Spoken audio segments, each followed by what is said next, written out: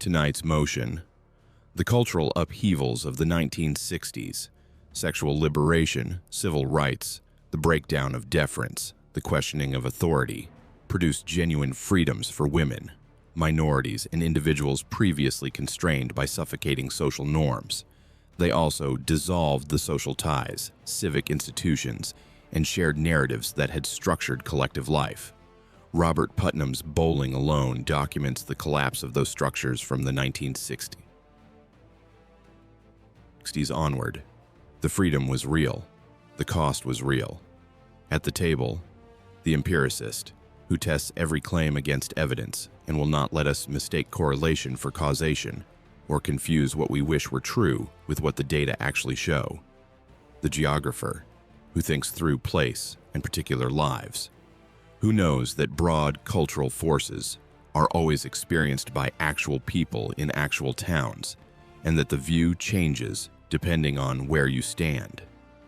The essayist, who watches how we live now and asks what our daily choices reveal about the world we have made, often despite our stated intentions.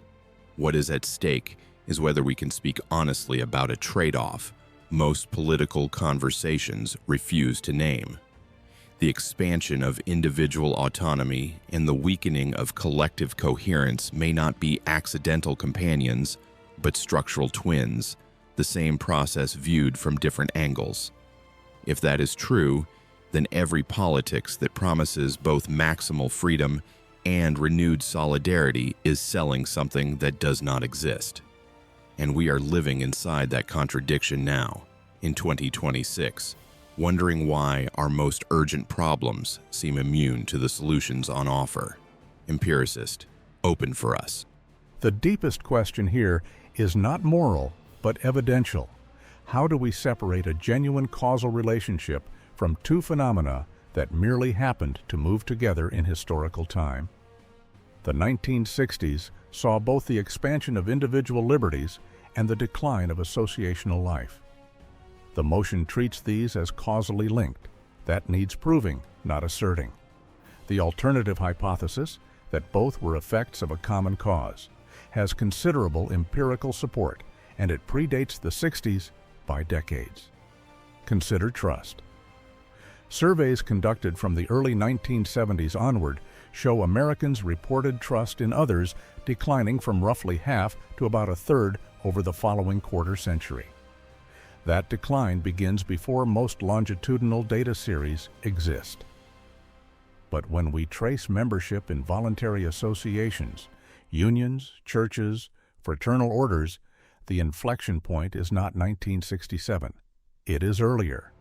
Union density in the United States peaked in 1954 at 28.3% of the workforce. Church attendance as a share of population began its long decline in the mid-1950s.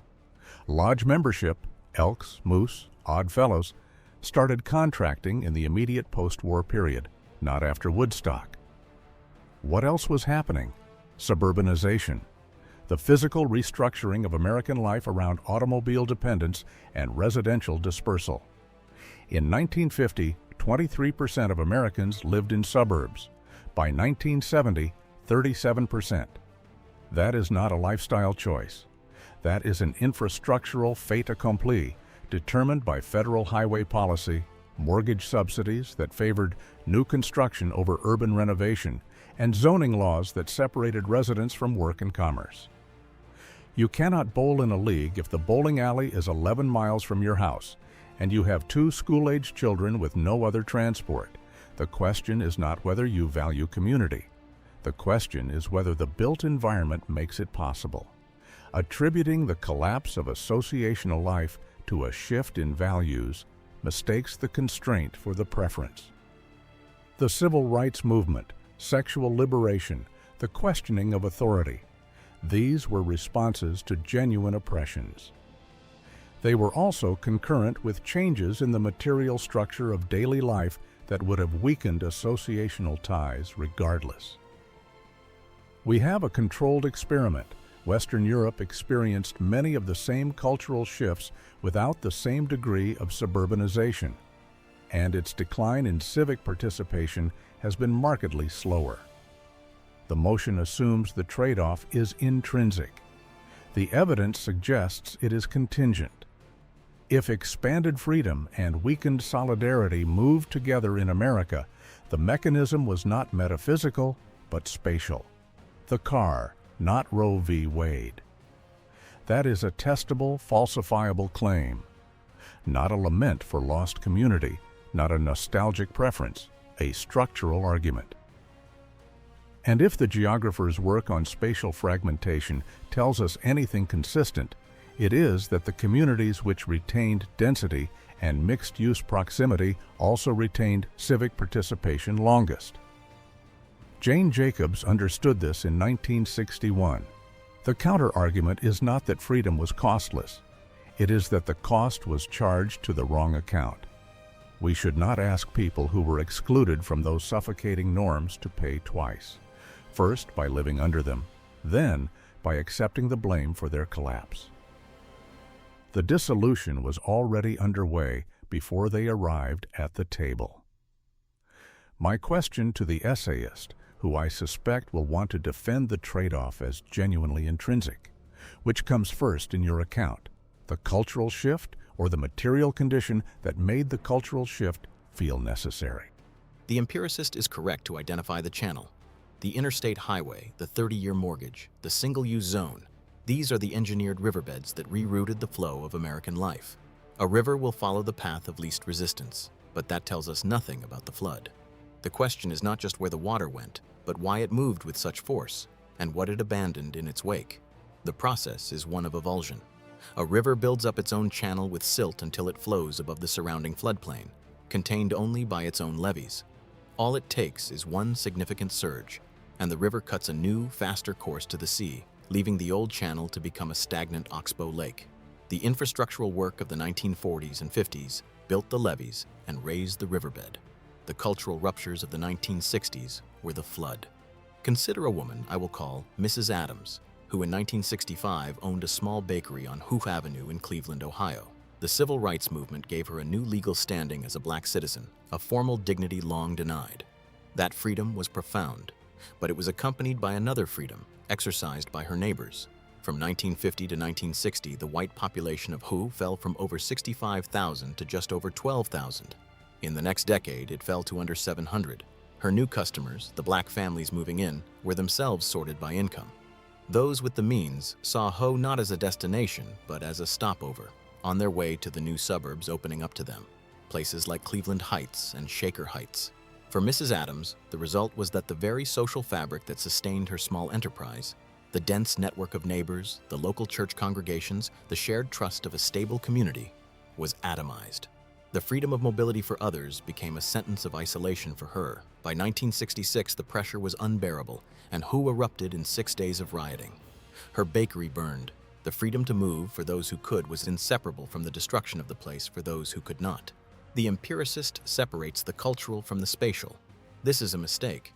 The new freedoms, especially the freedom to live where you choose and the freedom from deference to the old order that kept you in your place, were the motive force. They provided the immense energy that, when channeled by the new infrastructure, emptied one landscape to populate another. The freedom was real. The cost was too. They were the same process. What the empiricist calls a contingent relationship, Mrs. Adams experienced as an identity. The assumption both positions leave unexamined is that dense social ties represent a default human preference that external forces then overrode. The record of behavior suggests the opposite. Once the old constraints loosened, millions treated those ties as optional and largely dispensable. Consider the sustained drop in household size and the parallel rise in adults living alone. In 1960, roughly 1 in 10 American households contained a single person. By the early 2020s, the figure approached 3 in 10. This is not suburban sprawl or highway policy at work. It is repeated individual decisions to forego marriage, to delay it until the mid-30s, or to dissolve it when it no longer suits. Divorce rates, which doubled between 1965 and 1980, have since stabilized at levels far above pre-1960 baselines. Fertility has followed the same trajectory, falling from 3.7 births per woman in 1957 to roughly 1.6 today. These are not forced adjustments to new infrastructure. They are choices made inside the expanded menu of sexual, legal, and economic options the 1960s opened. The same pattern appears whenever the old obligations become avoidable. Young adults now move across state lines at rates that would have been unusual in 1950, chasing jobs or amenities rather than remaining anchored to kin and congregation. Membership in any form of local association, PTA, Rotary Club, even youth sports leagues, continues to thin even as incomes and leisure time have risen. People do not say they dislike community. They simply allocate their finite hours and dollars elsewhere. What is particularly telling is that the appetite for privatized substitutes has grown in precise proportion to the retreat from shared ones. Therapy culture, self-help publishing, and the extraordinary commercial success of wellness industries did not arise in a vacuum. They are the market's answer to needs that mutual aid networks, congregations, and extended households once absorbed without invoice. When Americans spend more on personal coaching than on trade union dues, the balance sheet of preference becomes legible. A comparable signature appeared in late 18th century Britain after the collapse of apprenticeship rules and the loosening of parish settlement laws. Rural populations did not merely drift to the cities. They actively shed the dense obligations of village life. Common field farming, obligatory charity, inherited craft transmission, long before factories or railways dictated the move. The result was not accidental isolation, but a measurable preference for narrower, more revocable social contracts. The same preference, once technically and legally feasible, is visible again in the present data. The freedoms were taken up because the older arrangements had already lost their binding force for those who could escape them. You claim that Western Europe experienced many of the same cultural shifts without the same degree of suburbanization, and its decline in civic participation has been markedly slower. What explains the collapse of trade union social branches in West Germany, organizations that ran choral societies, lending libraries, and holiday camps for workers, which shed roughly two-thirds of their active cultural membership between 1965 and 1985 in the Ruhr and Rhine cities whose dense tenement fabric and tram networks were, if anything, reinforced by post-war reconstruction rather than dissolved by the bulldozer. The contraction you describe is real, and I have overstated the differential. British-friendly societies did collapse inside unchanged urban fabric. You have caught me trying to make infrastructure do all the work when it cannot. The sharper claim, suburbanization accelerated the process but did not originate it. What originated it was the construction of the welfare state itself. Britain's National Insurance Act of 1946 nationalized the risk-pooling functions those societies had performed since the 1790s. Membership fell because the state had made them redundant. People did not abandon mutual aid. They accepted a bureaucratic substitute that required less of them. That is preference revelation, but of a particular kind. Not a preference for isolation, but for depersonalized provision over face-to-face obligation. The question you should ask yourself: if people preferred narrow contracts once freed to choose them, why does every survey since the 1970s show rising reports of loneliness, even as autonomy expanded? Revealed preference cuts both ways. We chose the exit. Then we wondered where everyone went. You described mobility itself as the destructive force. Those who left dissolved the fabric for those who remained. But the timing is wrong. Howe's associational density had already collapsed before the outmigration you describe. Cleveland's black churches reported falling attendance and volunteer participation throughout the 1950s, while the neighborhood's population was still growing.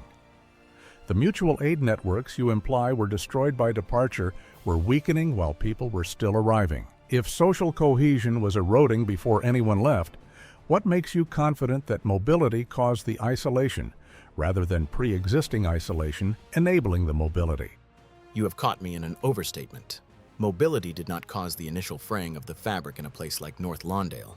It was the frantic, final response to it.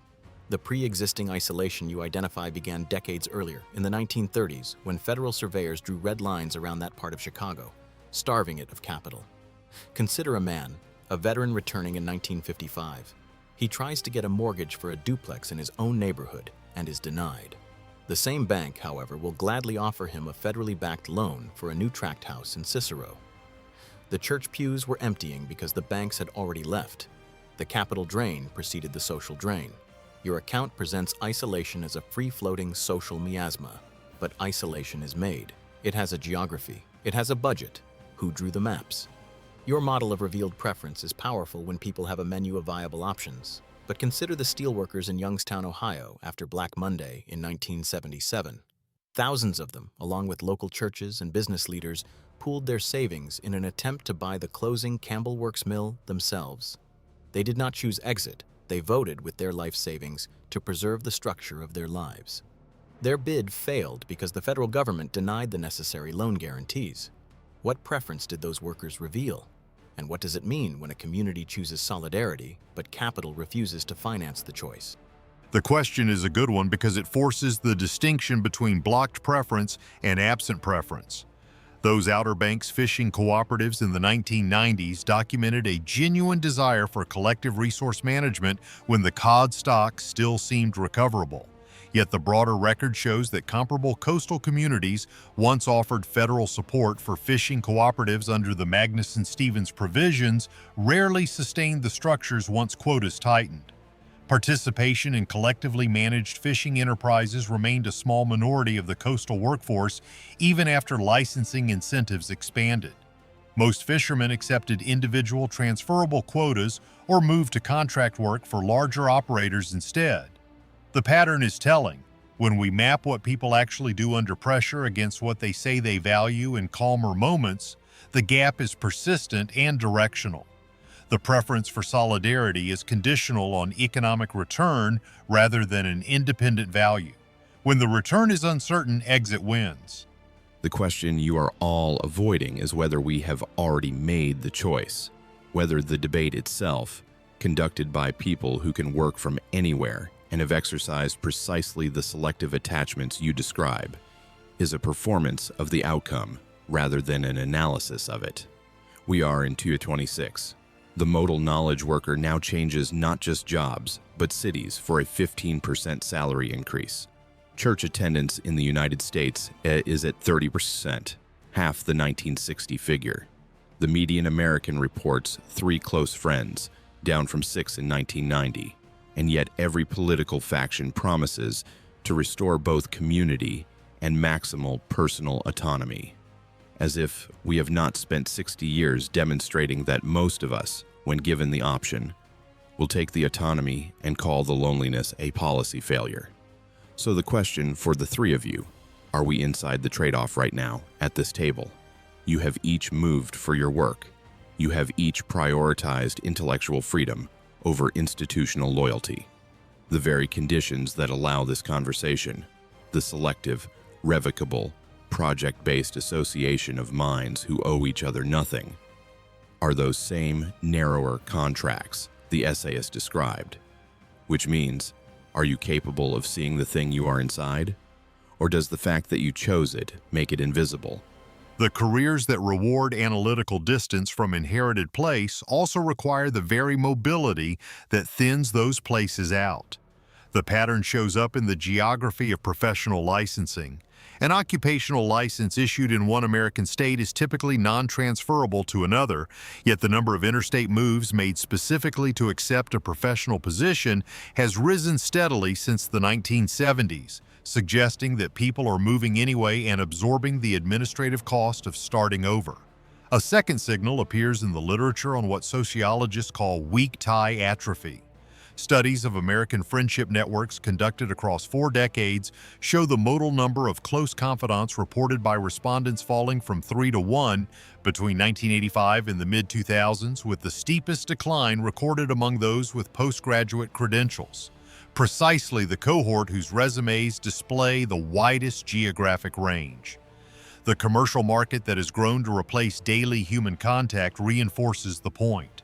Services supplying scheduled conversation, exercise partners, or even simulated family events now generate several billion dollars annually in the United States. Their customers are disproportionately drawn from the same educated groups that left the denser networks behind. The purchases are not described as substitutes for lost community. They are described as conveniences that fit around individual schedules. The host is right that the motion itself names the exchange rather than resolves it. Putnam documented the mechanisms. What remains is to acknowledge that the beneficiaries of those mechanisms and the people who enumerate them most fluently are often the same people. The resulting arrangement supplies sharper observation and wider reference than older, thicker ties ever did. It also supplies thinner recourse when the observation turns personal. That exchange is not hidden from the participants. It is the condition under which the conversation occurs. The host asks if we are capable of seeing the choice we have made. I believe we are not just living in it, we are building it into the landscape. Consider a man named Alex this evening in Lisbon. He is on the 5th floor of a new building in the Marvila district, a place of converted warehouses and artist studios. It is not an apartment building. It is a co-living space, a term of art that means the social life, the game nights, the shared kitchen, the rooftop yoga, is provided as a service alongside the utilities and the weekly cleaning. It is community as an amenity, fully furnished and professionally managed. This is the architectural expression of the freedom we have been discussing. Every contract is short. Every connection is optional. The institution itself is designed to facilitate the exit of its own members. Its success is measured not in decades of stability, but in the constant frictionless turnover of residents who, like Alex, work for companies that exist everywhere, and therefore nowhere. He is not from Lisbon. He has been there for 11 months. His Portuguese is limited to ordering coffee and apologizing for his presence. He is not bowling with a league that has existed since his grandfather's time. He is not attending a parish meeting to decide on repairing the roof. He is looking at his laptop, at a web page for a nearly identical building in Medellin, where the cost of living is, by his calculation, 14% lower. His hands are on the keyboard, drafting the email that will terminate his current, entirely revocable living arrangement. The trade-off the motion describes exists, but not where it claims to find it. The strongest predictor of declining civic participation is not cultural liberalization, but age cohort timing. Americans born between 1910 and 1940, the civic generation, joined voluntary associations at rates double those of every subsequent cohort, including those born before them. That peak is not explained by pre-1960s values, because earlier cohorts did not exhibit it either. What made the civic generation unique was Depression-era scarcity, followed by wartime mobilization. Their associational density was a response to specific material conditions, not a cultural default that the 60s then disrupted. What the 1960s actually did was make visible a pattern the civic generation had masked.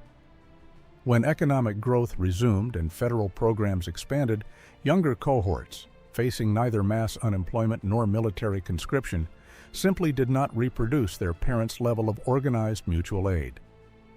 That divergence begins in the 1950s, before the cultural ruptures, and it appears across democracies as varied as Japan and Canada, in societies that underwent neither the American civil rights convulsion nor the particular sexual politics of the Anglo-American counterculture. The Geographer and Essayist are both correct that the choices were real. Where they err is in treating those choices as unconstrained. The woman who delays her first child until her late 30s is exercising autonomy, but inside a housing market where a mortgage now requires 2 professional incomes sustained across a decade of peak earning years. The young professional who works 60-hour weeks and misses the neighborhood association meeting is making a choice, but inside a salaried economy where refusing that workload means forfeiting the next rung entirely. The real trade-off is not between freedom and solidarity. It is between systems that distribute risk collectively and those that demand individuals absorb it privately. The former requires institutions none of us built. The latter requires endurance none of us can refuse. We experience the result as choice. The data suggest it is assignment.